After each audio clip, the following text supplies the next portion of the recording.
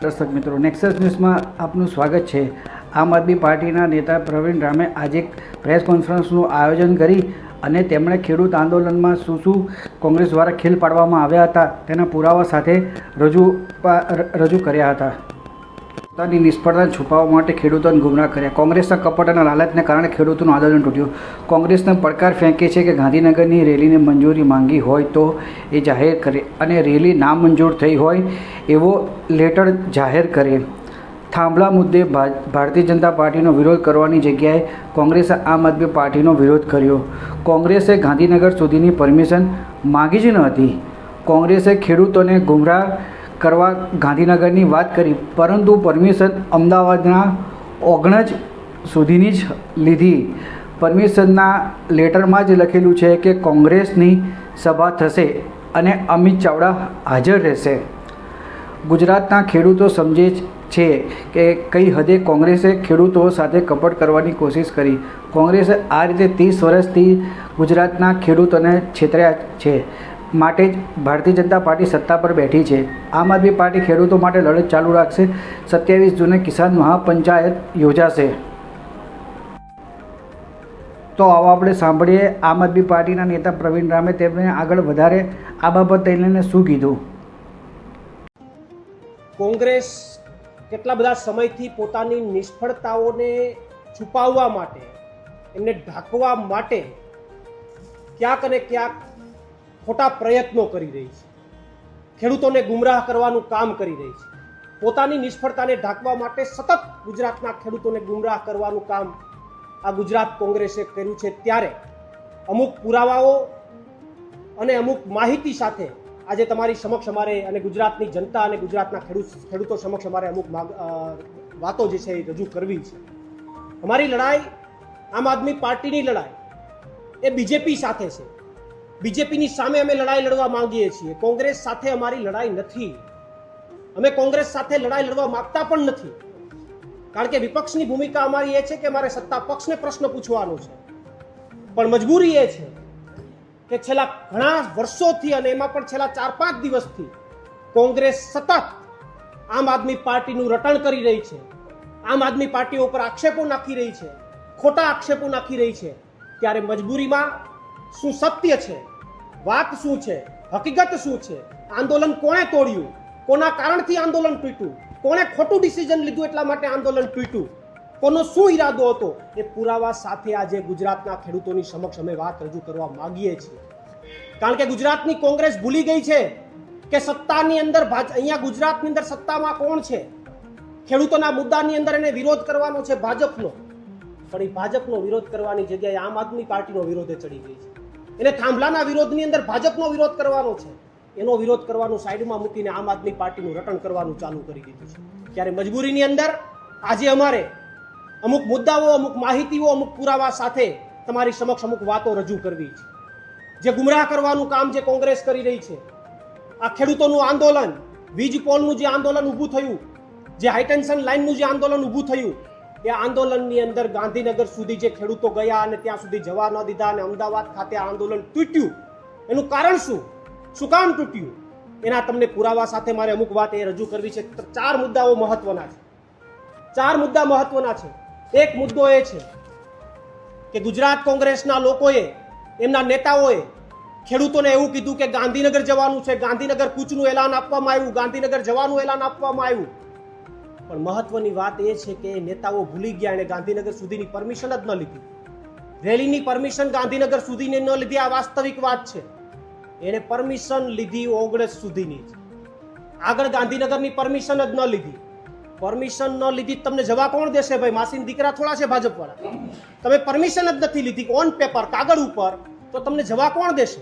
એનો મતલબ તો થયો એ તમારો ઈરાદો ગાંધીનગર સુધી જવાનો જ નતો, ઓગણજ કોંગ્રેસની સભા સુધીનો જ તમારો ઈરાદો હતો। અને આ માત્ર આક્ષેપ નથી, હું અત્યારે પુરાવો લઈને આવ્યો છું।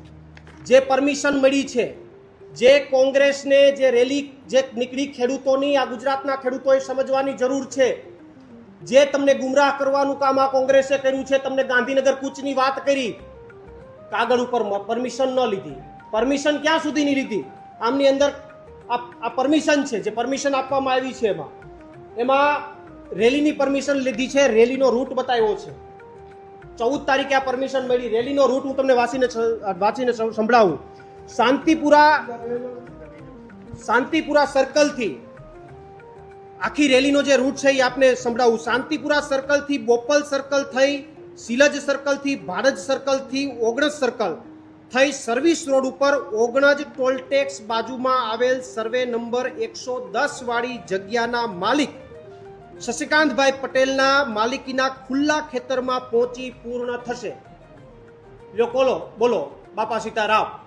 રેલી શરૂ થાય શાંતિપુરા સર્કલથી અને ભાઈ શશિકાંતભાઈ પટેલના ખેતરમાં જઈને પૂર્ણ થશે. ત્યાં મેટર પૂરી, ગાંધીનગર જવાનું નથી. એને કાગળ ઉપર પરમિશન ત્યાંથી આગળ નથી માંગી અને એમાં લખ્યું છે જાહેર સભા. પછી ત્યાં રેલી પૂર્ણ થાય પછી જાહેર સભા ચાલુ થશે. સર્વે નંબર 110 વાળી ખુલ્લી જગ્યામાં જાહેર સભા. અને જાહેર સભામાં કોણ આવવાનું હતું? તો કે પધારનાર મહાનુભાવ ગુજરાત પ્રદેશ કોંગ્રેસ સમિતિના અધ્યક્ષ શ્રી અમિતભાઈ ચાવડા હાજર રહેનાર છે. આ હું ખાલી આક્ષેપ નથી કરતો, કાગળ ઉપર છે, સરકારના કાગળ ઉપર છે. પોલીસ કમિશનર અમદાવાદનો લેટર છે, પરમિશન જે મળેલી છે. કોંગ્રેસે શાંતિપુરા સર્કલથી ઓગણજ સર્કલ સુધીની જ રેલીની પરમિશન લીધી. ત્યાં સભાનું આયોજનની પરમિશન લીધી. ઓગણજથી ગાંધીનગર સુધીની પરમિશન જ નથી લીધી અને વાતો કરે છે ગાંધીનગર જવાની. જ્યારે આંદોલનની અંદર ખેડૂતો નારાજ થયા કે અમારે તો ગાંધીનગર જવાનું હતું, તમે અહીંયા કોંગ્રેસની સભામાં શું કામ લઈ જાઓ છો? ખેડૂતો વિફરા, ખેડૂતોએ આક્રોશ બતાવ્યો, પ્રશ્ન પૂછો. ત્યારે કોંગ્રેસના નેતાઓ મીડિયાની સમક્ષ બધી જગ્યાએ એક જવાબ આપે છે કે ભાઈ અહીંયાથી પરમિશન નથી આપી. પરમિશન નથી આપી તો કેમ જવું? અરે ભલામણા પરમિશન માંગી જ નથી તો કોણ આપે? પરમિશન જ નથી માંગી તો કોણ આપે? અને પરમિશન માંગી હોય તો ઓન પેપર સરકારનો નામંજૂરીનો લેટર પ્રસ્તુત કરે ગુજરાતના ખેડૂતોની સામે. તમને પરમિશન ન આપી હોય સરકારે, તમે માંગી હોય તો ઓન પેપર નામંજૂરીનો લેટર, માત્ર વાતો નહીં કે અધિકારી અરે વાત થઈ હતી ને અહીંયા ના પાડી હતી ને અહીંયા કરવું પડ્યું ને અહીંયા કરવું પડ્યું ને એ વાત યોગ્ય નથી. તમને પરમિશન ન મળી હોય, ના આપી હોય તો ઓન પેપર નામંજૂર સરકાર કરે એનો લેટર મીડિયા સમક્ષ અને ગુજરાતના ખેડૂતોની સમક્ષ પ્રસ્તુત કરે. અન્યથા મીડિયામાં સામે આવીને સ્વીકારે કે અમે ગુજરાતના ખેડૂતોને ગુમરાહ કરવાનું કામ કર્યું છે, એની સાથે દગો કર્યો છે, એની સાથે કપટ કર્યું છે. અમારો રસ હતો માત્ર કોંગ્રેસની સભાને સંબોધવાનો, ગાંધીનગર સુધી જવાનો અમારો રસ નહોતો. આ વાતનો સ્વીકાર કરે. બાકી ખોટા આક્ષેપો, ખોટી વાતો, ખોટી વાહિયાત વાતો ન કરે. અને બીજો મુદ્દા નંબર 2, જ્યારે આંદોલન તૂટ્યું, જ્યારે આંદોલનની અંદર ખેડૂતોએ આક્રોશ વ્યક્ત કર્યો, વિરોધ વ્યક્ત કર્યો કે ભાઈ ગાંધીનગર જવાનું હતું, અહીંયા કેમ રોકી લીધા? કોંગ્રેસની સભામાં નહોતું આવવાનું. ત્યારે કોંગ્રેસના નેતાઓએ લૂલો બચાવ કર્યો.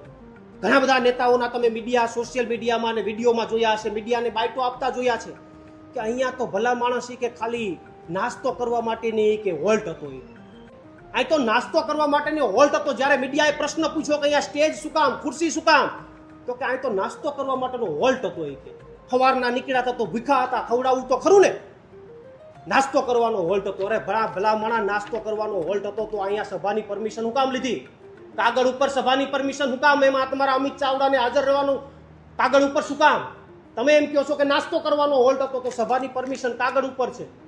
આ ગુજરાતના ખેડૂતોને સમજવાની જરૂર છે કે કઈ હદે તમને ગુમરાહ કરવાનું કામ આ કોંગ્રેસે કર્યું છે, કઈ હદે તમારી સાથે કપટ કરવાનું કામ આ કોંગ્રેસે કર્યું છે, કઈ હદે તમારો ઉપયોગ કરવાનું, તમારા ખંભે બંદૂક ફોડવાનું કામ આ ગુજરાત કોંગ્રેસે કર્યું છે.